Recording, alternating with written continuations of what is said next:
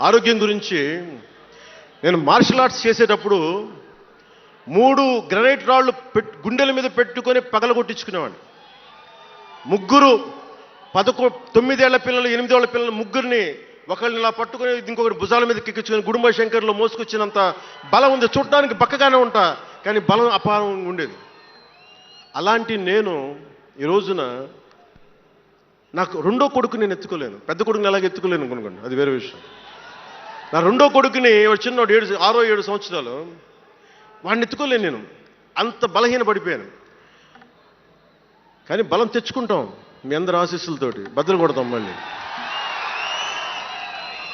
అంటే రాజకీయాల్లో ఉండాలంటే 2 పిచ్చి పవర్ హంగ్రీ ఉండాలి, లేదా బలమైన సైద్ధాంతిక బలమన్నా ఉండాలి.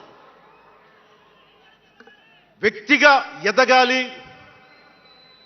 పదవే ముఖ్యం, అధికారమే ముఖ్యం.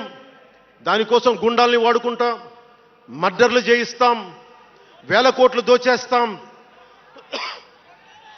కులాలని కెలికేస్తాం, రకరకాల విద్వేషాలు రెచ్చగొడతాం, తద్వారా లాభపడతాం అన్నది ఇంకో పద్ధతి. నేను అది కోడికత్తిని వాడుకుంటాం,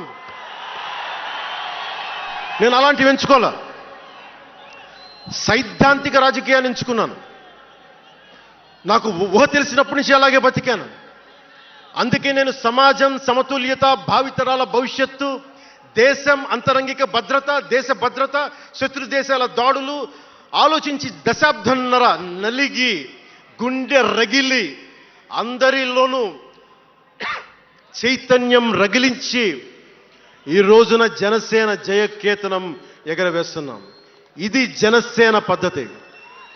registered party to recognised party. It took us a decade time, decade plus.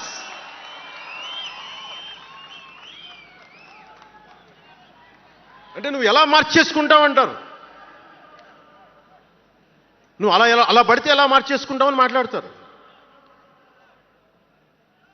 అరే ఒక మనం ప్రార్థించే నదే గంగమ్మ అవ్వచ్చు, కృష్ణమ్మ అవ్వచ్చు, దేవత అవుతుంది, పడవలకి రస్తా అవుతుంది, పంట కాలువలకి పొలాల్లోకి దూరే పంట కాలువ అవుతుంది. మార్పు అనేక రకాలుగా ఉంటుంది. ఇక్కడ నువ్వు గంగని నదిగా చేసావు, ఇక్కడ నువ్వు స్నానం చేయకూడదంటే కుదరదు. చాలా విభిన్నంగా చూడాలి. నేను మార్పు కోసం వచ్చిన వాడిని, ఓట్ల కోసం వచ్చిన వాడిని కాదు.